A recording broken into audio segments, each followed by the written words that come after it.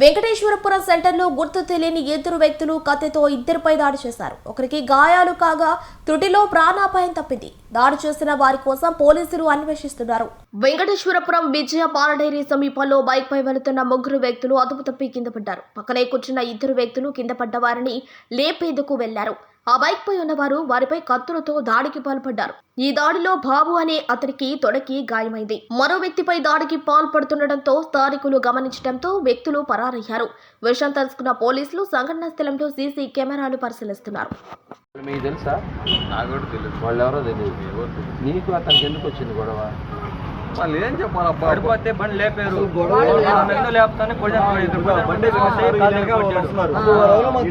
ఆగిన తర్వాత బండి గుద్దినట్టున్నారు.